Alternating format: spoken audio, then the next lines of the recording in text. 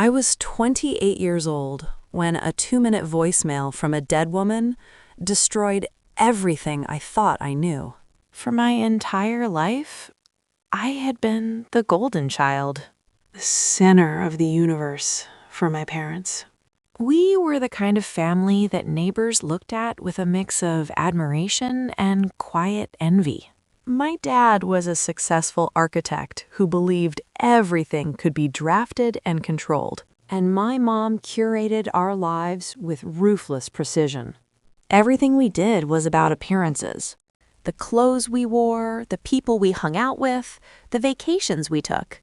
It all had to project this image of absolute, unshakable perfection.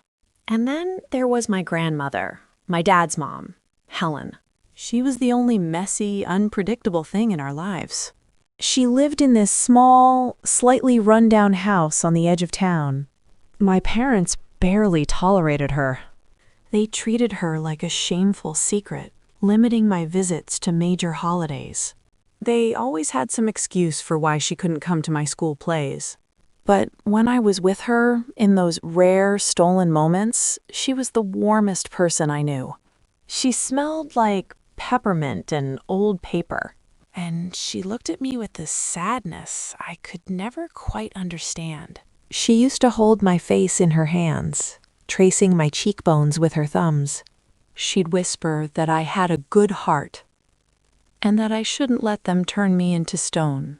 I just thought she was being dramatic. When Grandma Helen died of a sudden stroke right after my 28th birthday, the grief hit me like a physical blow. I was completely shattered. But what shocked me even more was my parents' reaction.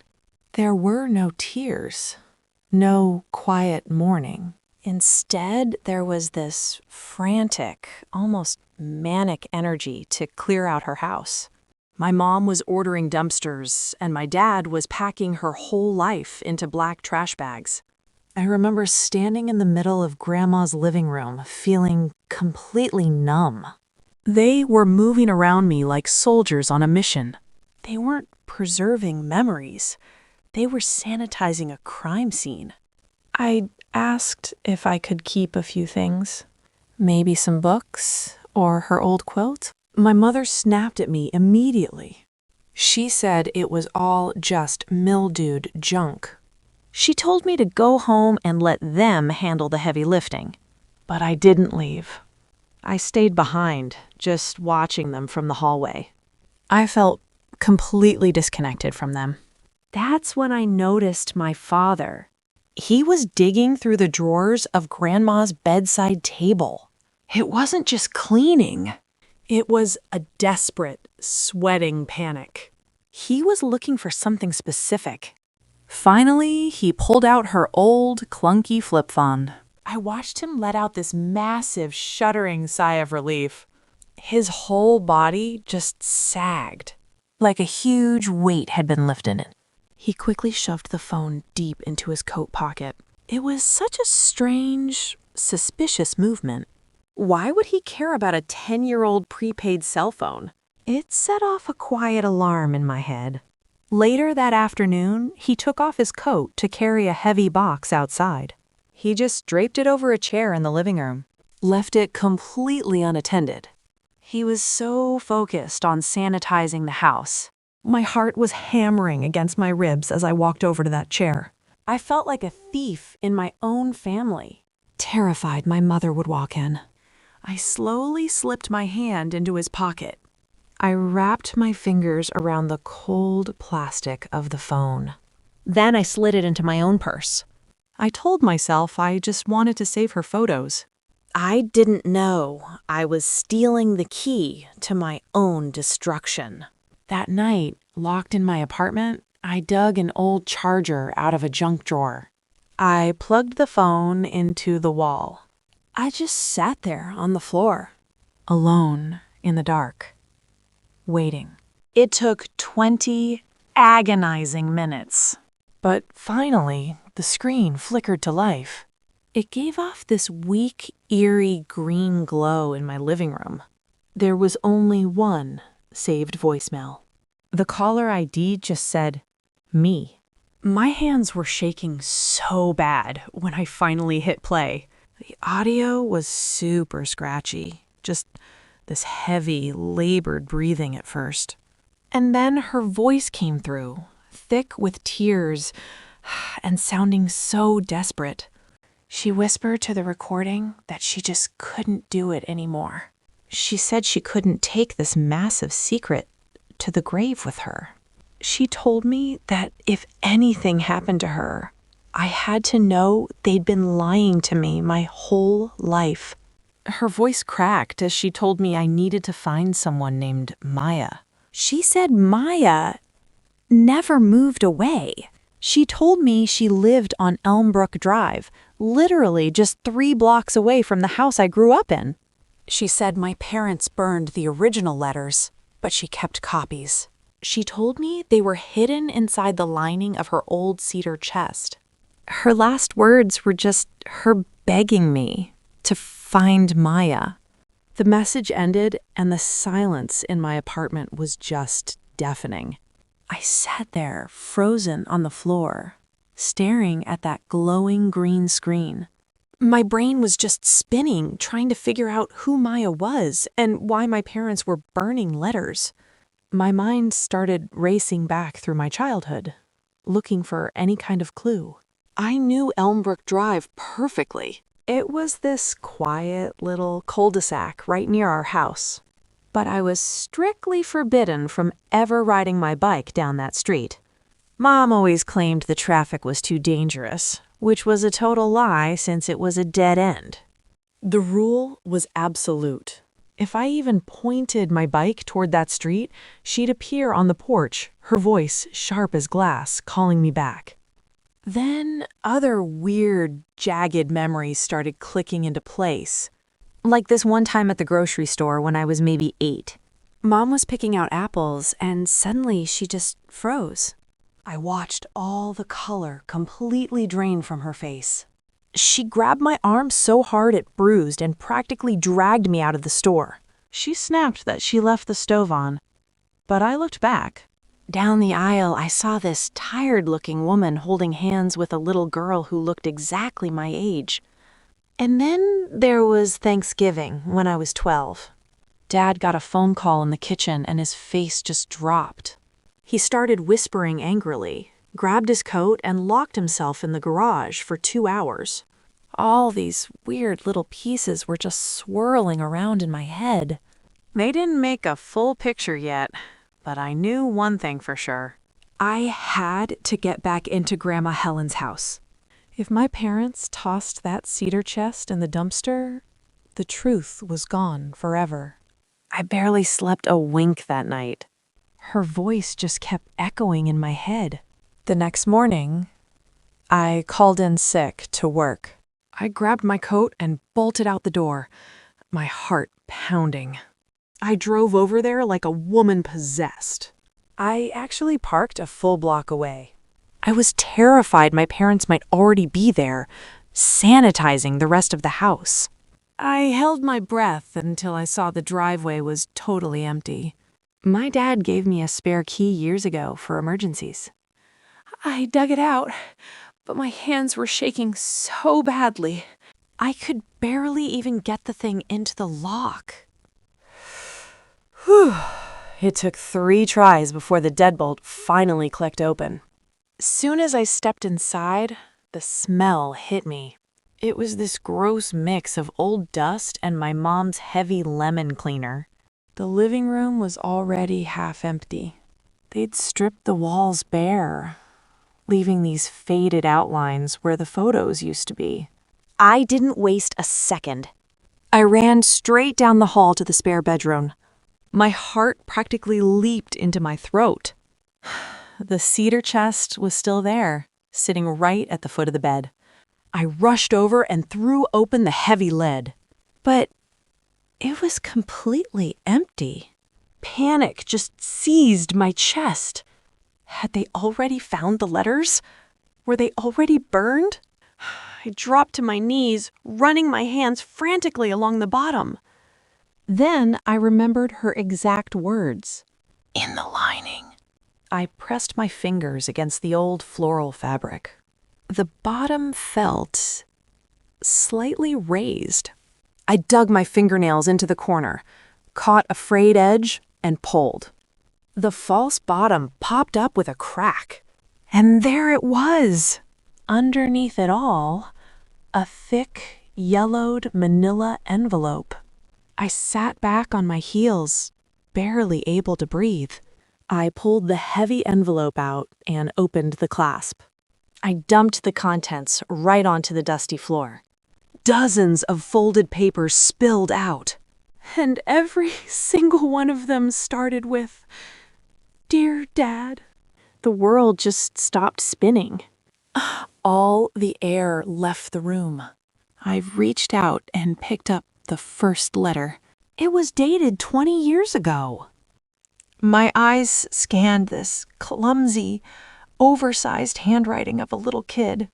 It said, "Dear Dad, I know you said I can't call you anymore, but I got an A on my spelling test." I saw the girl playing in the yard. Why does she get to live with you and I don't? I dropped the paper like it burned me. I was literally gasping for air. My hands scrambled over the pile and I pulled out another letter. This one was dated 5 years later. It was written by a woman named Sarah. It was a desperate plea to my dad. Maya was crying herself to sleep because he skipped her graduation. Then one line hit me like a freight train.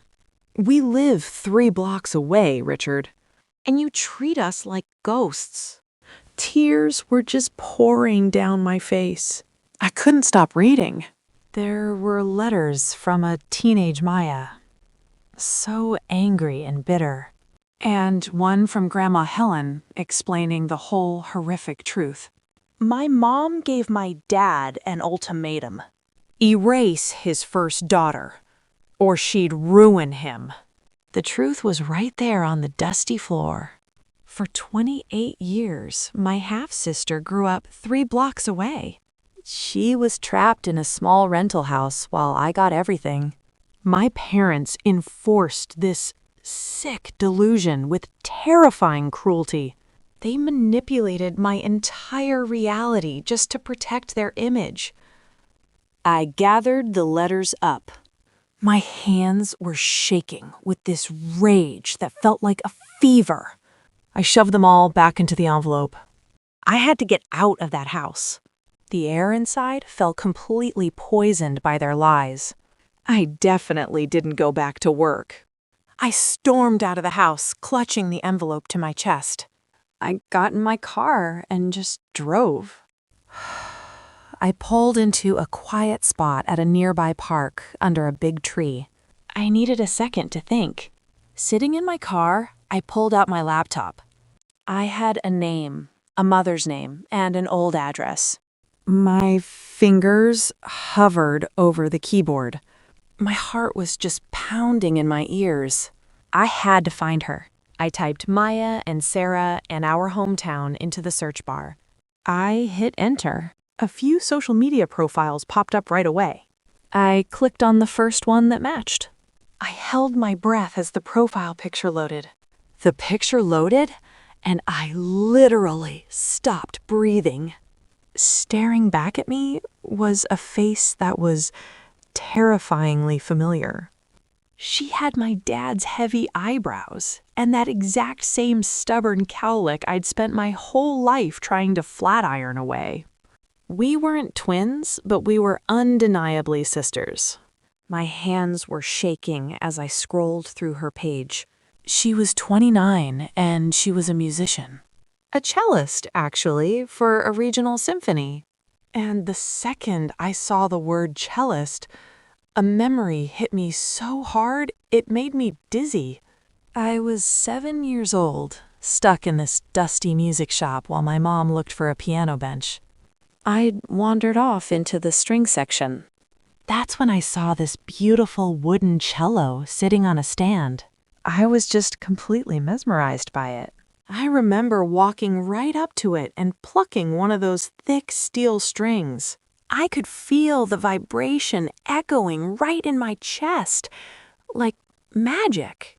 I turned to my dad, my eyes wide, and asked if I could learn to play. I'll never forget the look of absolute terror on his face. Chilling memory, he looked like he'd just seen a ghost. Before he could even get a word out, my mom swooped in from the next aisle. She grabbed my hand so hard it hurt and practically dragged me away. She hissed that the cello was too bulky, too ugly. She told me I was going to take ballet because ballet is graceful. I didn't understand the panic in her voice back then. I hated ballet. I spent 10 years forcing myself into point shoes, crying over bleeding toes. I hated every single second of it, all because she demanded grace. I honestly thought I was just failing to be the daughter she wanted. But sitting in my car 20 years later, it all finally clicked. Cold truth. They didn't hate the cello. They hated that Maya played the cello. My dad couldn't bear to watch his golden child play the exact same instrument as the daughter he threw away. They crushed what I actually wanted and forced me into their mold, just to avoid their own guilt. I sat there for hours, totally paralyzed by the betrayal. My whole life was this carefully constructed stage play, and I was the only actor who didn't know the script. I was just a prop they used to prove they had a perfect marriage. Every hug, every vacation, it all felt poisoned now. Poisoned by the fact that 3 blocks away, a little girl was crying for her dad. I couldn't unsee it. I knew exactly what I had to do. I knew I couldn't unsee this. I had to meet her. But how do you introduce yourself to the sister whose life was ruined by your existence? I typed and deleted that message a dozen times. Finally, I settled on something simple, something that couldn't be misunderstood. I told her my name and that I was Richard's daughter. I told her I just found Grandma Helen's letters and that I swear to God I never knew. I hit send. Then I immediately turned off my phone. I just couldn't bear the anxiety of waiting for a response. The silence in the car was deafening. I drove home in a complete daze. The envelope of letters was just sitting there on the passenger seat like a ticking bomb. My whole reality had been flipped upside down in a matter of hours. It took 2 days for her to reply. For 48 hours, I existed in this weird state of suspended animation. I didn't go to work. I barely slept. I just sat in my dark apartment, waiting. I ignored the calls from my mother. I ignored the texts from my father asking if I was coming over for Sunday dinner. I couldn't even look at their names on my screen without feeling sick. I just sat there, staring at the walls, reading those letters over and over again. Every word Maya wrote as a kid felt like a knife twisting in my gut. The unfairness of it all was suffocating. The shock was wearing off, and the sadness was fading. In its place, the anger started to solidify into something cold and hard. I wasn't just hurt anymore. I was furious. Then my phone finally buzzed with a notification. My heart completely stopped. I couldn't breathe as I reached for it. This was it. The moment of truth. I opened the message from Maya. She said she knew who I was before I was even born. And she'd waited 28 years for this. She told me to meet her at a coffee shop tomorrow. Come alone. I got to the coffee shop 20 minutes early the next morning. I ordered a black coffee I couldn't even stomach, and found a booth in the back. My leg was bouncing a mile a minute under the table. Every time the door chimed, my heart practically stopped. I just kept staring at the entrance, gripping the edge of the table like I was bracing for an impact. The wait was absolute torture. At exactly 10 a.m., she walked in. Seeing her in person was entirely different from just staring at a photo on a screen. She had this defensive stiffness about her, like she was walking into a trap. The resemblance was honestly jarring. She had my exact same eyebrows, the same face shape, and then she reached up and tucked her hair behind her ear. It was the exact same nervous habit I had.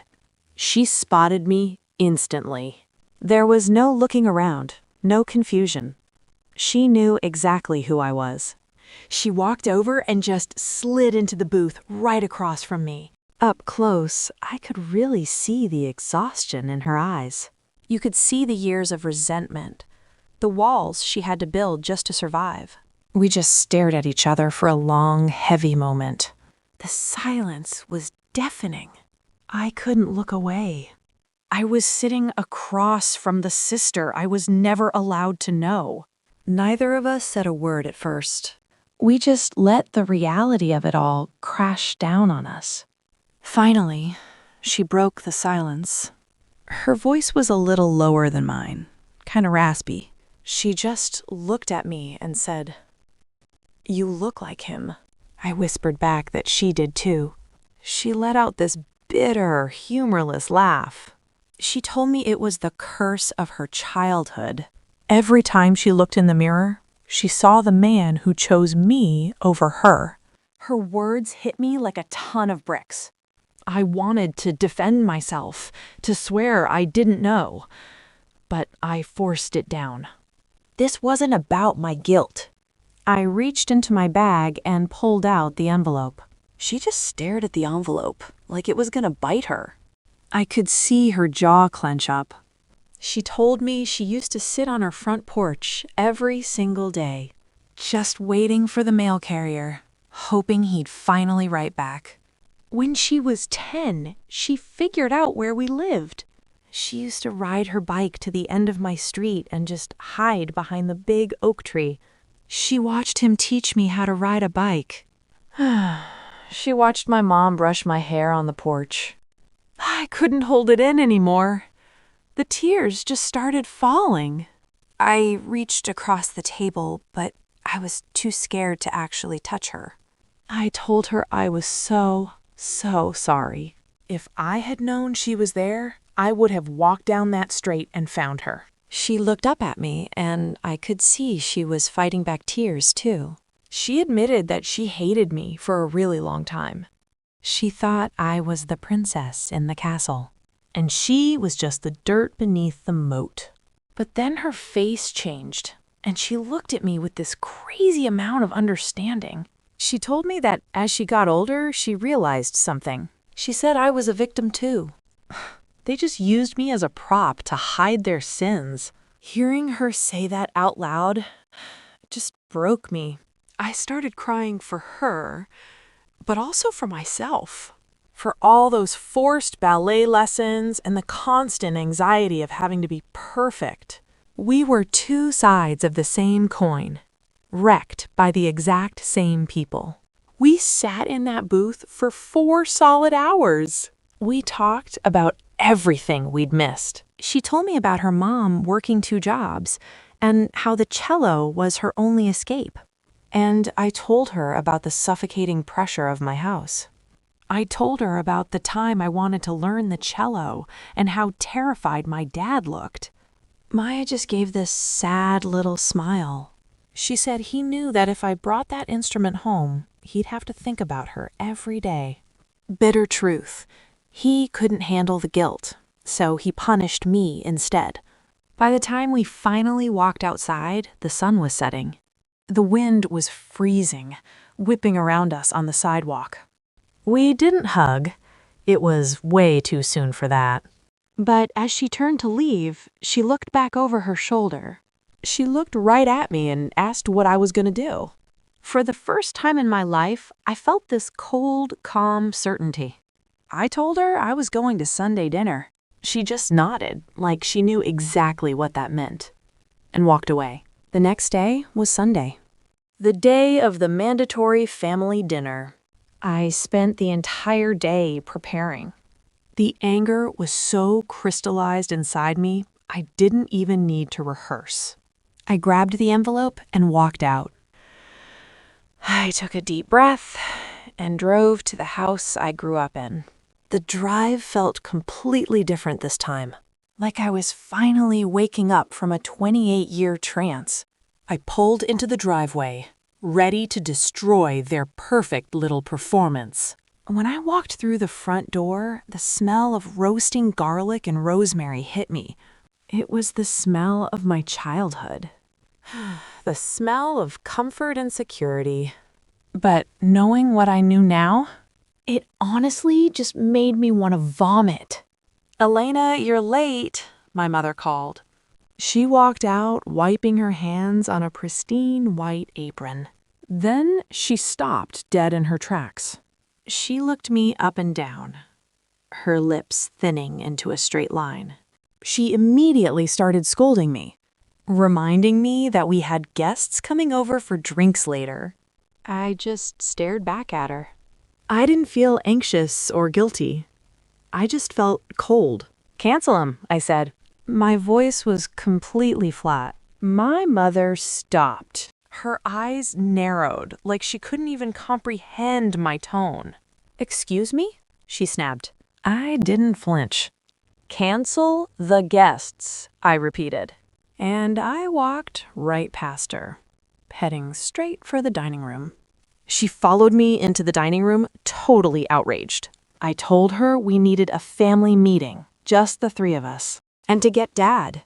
She flatly refused, saying he was working in his study and she wasn't going to disturb him. I didn't even argue with her. I just walked straight over to the heavy oak doors of my father's study and pushed them wide open. He was sitting at his drafting table. He looked up at me, clearly annoyed by the interruption. "Elena, I'm busy," he complained. "Can't this wait until dinner?" I stared him down. "No," I said. "Come to the table, now." Something in my tone must have registered. He sighed heavily, exchanged a look with my mother, and followed me out. I stood at the head of the massive mahogany dining table, the very center of their fake, perfect world. My parents stood on either side of me, looking at me like I was a puzzle they couldn't figure out. "Sit down," I said. My mom immediately snapped at me. She planted her hands on her hips and told me to stop my little tantrum. But I didn't yell. I didn't even raise my voice. I just stared right back at her and reached into my bag. I pulled out that thick, yellowed manila envelope. Without breaking eye contact, I dropped it right in the middle of her perfect mahogany table. It landed with this heavy, satisfying thud. You could practically hear it echo in that massive room. I kept my voice eerily calm. I told them Grandma Helen left a voicemail right before she died. I said she told me all about the cedar chest and the false bottom. And then I dropped the final blow. I told them she wanted me to find Maya. The reaction was instantaneous. It was honestly like watching a bomb go off in slow motion. My dad literally stumbled backward and hit his knee on the table. All the color just drained right out of his face. He looked like he couldn't even breathe. My mom, though, she didn't panic at all. She just turned to absolute ice. Her posture stiffened up, and her eyes went completely dead. That mask of the perfect suburban housewife just shattered. You could finally see the ruthless woman underneath. Her voice dropped an octave when she demanded to know where I got it. I didn't blink. I told her Grandma kept copies because she knew they were burning the originals. She couldn't live with the guilt of erasing a child. So she left me a map. She actually spat that Helen was a senile old fool. She took a step toward the table and called the letters garbage. She tried to say they were just desperate ravings for money. And she had the nerve to tell me it had nothing to do with me. That was it. My calm act totally broke, and I finally yelled at her to stop lying. I screamed that I met Maya yesterday. I told them I sat right across from my own sister. I threw it in their faces that she grew up 3 blocks away, crying because her dad pretended she was dead. I turned on my dad next. He was literally shaking. He couldn't even stand up anymore, so he just sank into one of the dining chairs. He buried his face in his hands. He was completely broken. I wasn't gonna let him hide. I commanded him to look at me. He slowly looked up, and his eyes were all red and watery. He actually begged me to understand. He tried to give me this weak excuse that it was all just complicated. I let out a harsh, bitter laugh that echoed off the high ceilings. Complicated? What was complicated about it? He had an affair, got a woman pregnant, and threw his own flesh and blood in the trash just to keep his country club membership. My mother slammed her hand on the table, shouting that she did it to protect our family. She screamed that she didn't want the whole town whispering about his cheap mistake right before their wedding. She claimed she built this perfect life to protect me. I stepped toward her and screamed right back. She didn't protect me, she imprisoned me. My whole life was a lie, and I was just a prop she used to prove to the world she had a flawless marriage. She controlled everything I did, everything I wore, and everything I loved. She didn't even let me play the cello because it reminded her of Maya. She forced me into ballet for 10 years just because she couldn't handle the thought of me holding that instrument. My father let out a choked sob, burying his face in his hands. He cried that he was weak, that my mother had threatened to leave and take me away forever. He actually tried to tell me he thought he was choosing me. I dropped my voice to a dangerous whisper. I told him he didn't choose me. He chose himself and the path of least resistance. He sacrificed a little girl who waited on her porch for a letter he never sent, and let my mother turn me into a puppet. My mother hissed at me, her eyes blazing with a narcissistic fury that was truly terrifying. She called me ungrateful after everything they had sacrificed. She couldn't believe I was throwing it all away for some bastard child I had just met. I looked her dead in the eye and told her Maya was my sister and twice the person either of them would ever be. I reached across the table and grabbed the envelope. I didn't need their apologies anymore. The illusion was completely broken. As I turned toward the front door, panic finally set in for my father. He stood up, begging me to wait, pleading that we could go to counseling and fix this. But looking at them, I just saw 2 pathetic, terrified people built on a foundation of lies. I stopped in the hallway and looked back at them one last time. I told them there was nothing to fix because nothing here was ever real. Since they wanted to pretend Maya didn't exist so badly, they could now pretend I didn't exist either. My mother threatened to cut me off financially if I walked out. I actually smiled. It was the first genuine smile I'd felt in weeks. I told her to keep her money. I'd rather be broke and honest than spend another second in her fake plastic world.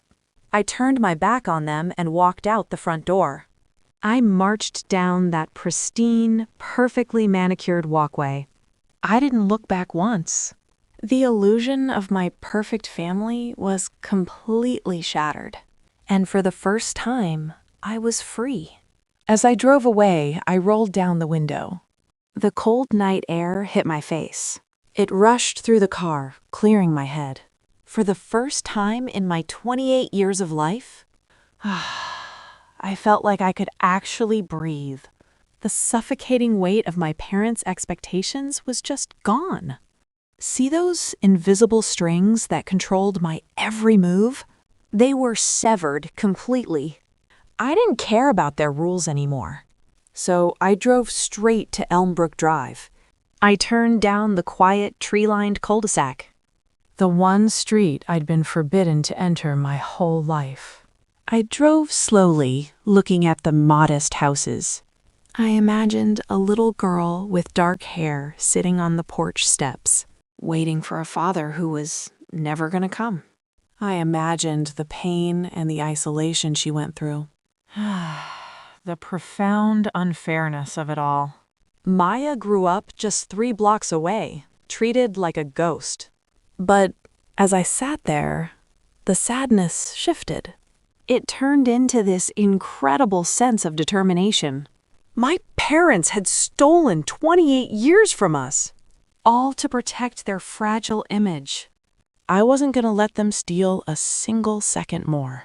I parked my car on the side of the road. I pulled out my phone and I called Maya. She answered on the second ring, sounding cautious. I leaned my head back against the seat. I was exhausted, but victorious. I told her I did it. I told them I know everything, and I walked out. There was a long silence on the other end of the line. I could just hear her breathing, soft and steady. And then I heard a sound I hadn't heard before. Maya let out a genuine, unguarded laugh. She asked gently if I was okay. I told her I'd never been better, and it was the absolute truth. I asked if she wanted to get dinner. Not roasted chicken, I said. Maybe pizza? Something cheap and loud. She said pizza sounded perfect. It's been 3 years since that Sunday night. I haven't spoken to my parents since I walked out their door. I heard they tell their country club friends I'm having a, air quotes, mental health crisis. They're still desperately spinning the narrative to protect their fragile image. Maya and I, on the other hand, are building a real family. It hasn't been perfectly smooth, of course. You don't just erase 28 years of trauma and resentment overnight. We've had arguments, misunderstandings, and moments where the grief just overwhelms us both. But we are doing the work. We spend holidays together, and we go on long road trips just to make up for lost time. We're filling in the massive gaps our parents forced into our lives, one day at a time. I go to every single one of her symphony performances now. I sit right in the front row, watching her play. I make sure I'm the loudest person cheering in the entire auditorium when she takes the stage. Seeing her up there with her cello is incredible. It's the instrument my parents were so terrified of, the one they banned me from ever touching. But for Maya, it was her only escape, the only place she truly had a voice. Last year, for my 30th birthday, she surprised me. She bought me a beautiful beginner's cello of my own. It was sitting right there in my living room, waiting for me. A symbol of everything they tried to take away. I'm absolutely terrible at it. I sound like a dying cat every time I drag the bow across the strings. But I don't care. Every single time I play it, I feel this profound, defiant joy. I look back now and realize how fragile the truth is. My parents built an empire of lies, thinking it would last forever. They underestimated the quiet rebellion of a grandmother who couldn't take it anymore. Sometimes, late at night, I pull out that old flip phone. I power it on, watch the screen glow green, and listen to the recording I saved. I listen to her desperate plea for the truth, and I whisper a silent thank you to the universe. Because I was 28 years old when a 2-minute voicemail from a dead woman destroyed my fake family. And in the end, it finally gave me a real one. For so long, My entire world was built on a photograph. A perfectly staged image of a happy family. But you can't live inside a picture. Eventually, the edges start to curl and the colors fade. I hear they still host their dinner parties. They still polish the mahogany table and pour the expensive wine. But I know what that house feels like now. It's a museum for a family that never really existed. My father spent his life drafting blueprints. He thought he could measure and control every single outcome. But he couldn't draft a way out of his own guilt. He chose the path of least resistance, and it led him to an empty room. And my mother? She got exactly what she always wanted. Absolute, unshakable perfection. No messy truths. No unpredictable relatives. Just her and the deafening silence she created. Maya and I don't care about being perfect. We care about being honest. Our lives are messy and loud and completely real. We argue, we cry, and we actually apologize to each other. When I watch Maya play the cello, I don't just hear music. I hear 28 years of survival. I hear the voice they tried so hard to silence. And it is the most beautiful sound in the world. As for my own cello playing, it's still a complete disaster. My fingers fumble and I miss half the notes. But every terrible sound I make is a choice that belongs entirely to me. I didn't throw Grandma Helen's letters away. I keep them in a safe place now. They aren't a dirty secret anymore. They're the proof that someone in that house actually loved us enough to tell the truth. I drove past Grandma's old house the other day. The new owners kept her overgrown rose bushes. They're wild and tangled and blooming everywhere. She would have absolutely loved it. We walk down Elmbrook Drive all the time now. There's no fear, no forbidden lines to cross. Just two sisters taking up space in the world. We finally made it home. Word gets back to me sometimes about what they say. My mom sits at her country club sipping mimosas with her friends. She tells them I'm going through some kind of mental health crisis and just need space. My dad just sits there and lets her spin the story. He doesn't say a word to correct her. They're both just trapped in this prison they built for themselves, terrified someone might look too closely at the cracks. She tried to reach out a few times at first, sending these long passive-aggressive texts about how I was breaking my father's heart.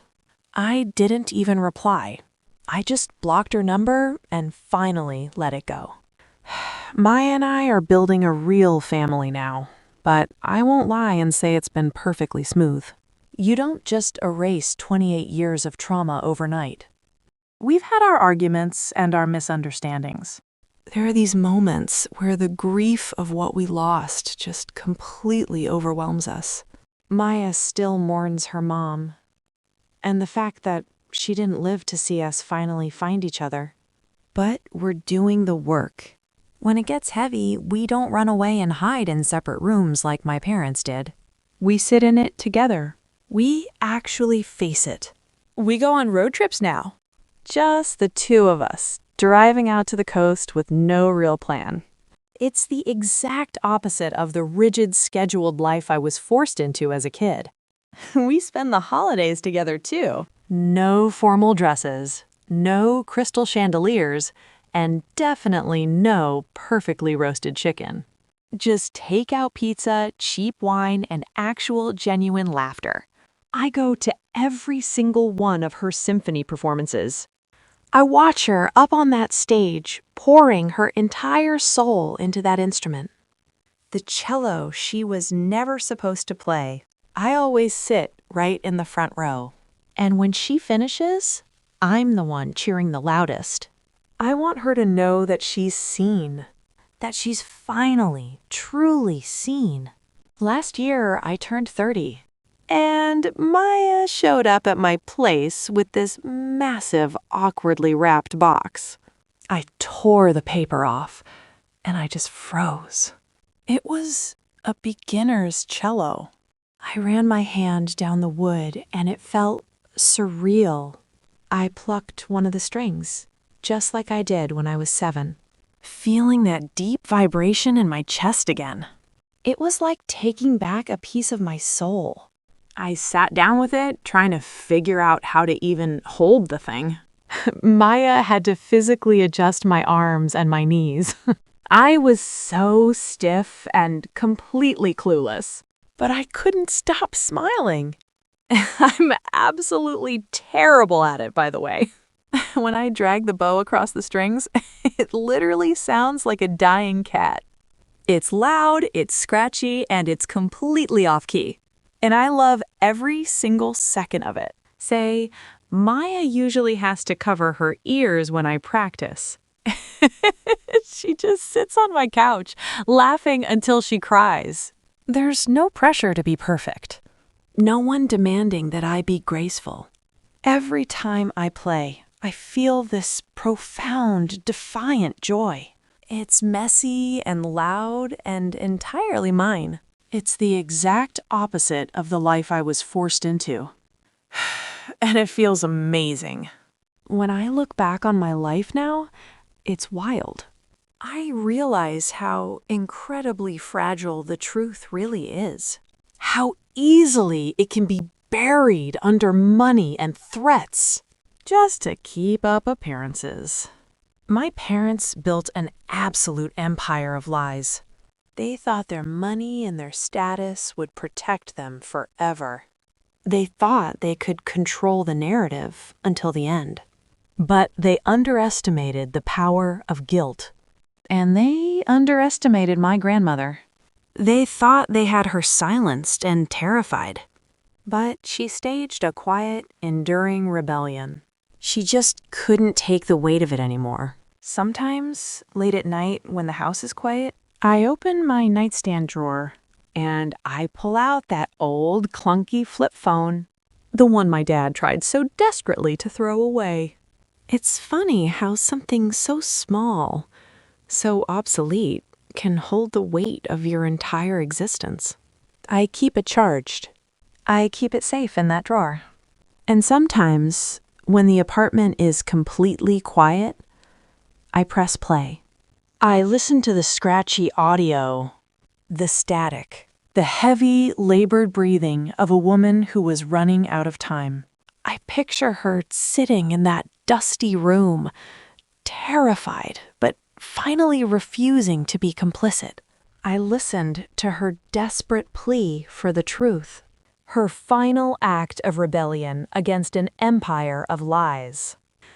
Every time I hear it, it breaks my heart all over again. But it also heals me. It reminds me that someone loved me enough to shatter the illusion. So I sit there in the dark, and I whisper a silent thank you to the universe. Thank you for the truth. Thank you for the wreckage. Maya and I are actually building a real family now. It's something I never thought I'd have, but we're making it happen every single day. I won't lie, it hasn't been perfectly smooth sailing for us. You really don't just erase 28 years of deep trauma and resentment overnight. We've definitely had our arguments and our fair share of misunderstandings. There are still moments where the sheer grief of what we lost just completely overwhelms both of us. But at the end of the day, we're putting in the work to heal. We spend all the holidays together now, and we go on these amazing long road trips. I make it a point to go to every single one of her symphony performances. Watching her up there, doing what she loves, it just fills me with so much pride. I always make sure to grab a seat right in the front row. And you better believe I'm the absolute loudest one cheering in the crowd when she plays her cello. Last year, for my 30th birthday, she surprised me with the most incredible gift. She actually went out and bought me my very own beginner's cello. I have to admit, I am absolutely terrible at playing it. Honestly, I sound exactly like a dying cat whenever I try to drag that bow across the strings. Maya just sits there and laughs at me, but it's the best sound in the world. Because every single time I sit down to play that instrument, I feel this profound, defiant joy that nobody can ever take away from me. It's the feeling of finally being completely free. Looking back on everything, it's wild how fragile the truth actually is. It's so easy for it to get buried under money and threats. People will do anything just to keep up appearances. My parents built this massive empire of lies. They really thought it was going to last forever. They thought they had every single crack sealed up tight. But they totally underestimated the power of guilt. And they definitely underestimated Grandma Helen. She staged this quiet, enduring rebellion because she just couldn't take it anymore. Sometimes when it's late at night and the city gets quiet, I find myself thinking about how close I came to never knowing. So I pull out the one thing that started it all. I still have her own phone. It's clunky and scratched up, but I can't bring myself to get rid of it. It's the only piece of her truth I have left. I power it on and just stare at that glowing green screen. There's still only that one saved voicemail, the one she left for me right before she died. I listen to the recording I saved. I hear that scratchy audio, her heavy breathing, and that desperate, heartbreaking plea for the truth. Every time I hear it, it hits me right in the chest. But it doesn't hurt anymore. Honestly, it just feels like a massive weight being lifted. I always whisper a silent thank you to the universe. If she hadn't made that call, I'd still be trapped in their fake plastic world. I'd still be living a lie. I was 28 years old when a 2-minute voicemail from a dead woman destroyed my fake family. And you know what? It finally gave me a real one. Maya and I are building a real family now. It takes time to learn how to be sisters, but we're putting in the work every single day. It hasn't been perfectly smooth, though. You don't just erase 28 years of trauma overnight. We've definitely had our share of arguments. There are misunderstandings. And there are moments where the grief of what we lost just completely overwhelms us both. But we don't hide from it. We spend the holidays together now. No formal dresses, no roasted chicken, no pretending. Just us, eating pizza and actually enjoying each other's company. We go on road trips and just drive. We're making up for all the time that was stolen from us. Every new memory feels like a victory. I go to every single one of her symphony performances. Watching her play is incredible. The cello used to be her only escape. Now she gets to share it with me. I sit right in the front row, and I make sure I'm the loudest one cheering when she finishes. Last year, for my 30th birthday, she surprised me. She bought me a beginner's cello, the exact instrument my parents dragged me away from when I was 7. I am absolutely terrible at it. I sound like a dying cat when I drag the bow across the strings. I have zero grace. But every time I play, I feel this profound, defiant joy. We just laugh until our sides hurt. It's messy, it's loud, and it's real. When I look back on my life now, it's crazy to realize how fragile the truth actually is. It's so easy to bury it under money, threats, and this desperate need to keep up appearances. My parents built this massive empire of lies, and they honestly thought it would last forever. But they're just trapped in a prison of their own making now, terrified someone will see the cracks. They completely underestimated the power of guilt. And they definitely underestimated the quiet, enduring rebellion of a grandmother who simply couldn't take it anymore. Sometimes, late at night, when the apartment is totally quiet, I just sit and think about how close I came to never knowing. It's a heavy feeling, but it's peaceful now. I still have it, you know? I keep it tucked away, safe. I'll pull out that old phone and just hold it in my hands for a minute. It takes forever to turn on, but that little green screen always flickers to life. It's like a tiny window back to the exact moment my whole world shifted. I listen to the recording I saved.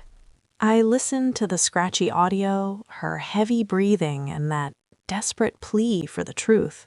It still gives me chills every single time. When the message ends, I just sit there in the quiet, and I whisper a silent thank you to the universe. I really owe her everything, because I was 28 years old when a 2-minute voicemail from a dead woman completely destroyed my fake family. It blew up everything I thought I knew. But destroying that fake family was the best thing that ever happened to me, because it finally gave me a real one, and I wouldn't trade that for the world. Maya and I are building a real family now. It hasn't been perfectly smooth, but we're doing the work. I go to every single one of her symphony performances. I sit right in the front row, cheering the loudest when she plays. Last year, for my 30th birthday, she bought me a beginner's cello. I'm absolutely terrible at it. I sound like a dying cat when I drag the bow across the strings. But every time I play, I feel this profound, defiant joy. I look back on my life, and I realize how incredibly fragile the truth can be. How easily it can be buried under money, threats, and the desperate desire to keep up appearances. My parents built an empire of lies, and they thought it would last forever. But they underestimated the power of guilt and the quiet rebellion of a grandmother who couldn't take it anymore. Sometimes, late at night, I pull out my old phone and listen to the recording I saved. I listen to the scratchy audio, and I whisper a silent thank you to the universe. Because I was 28 years old when a 2-minute voicemail from a dead woman destroyed my fake family. And you know what? It finally gave me a real one.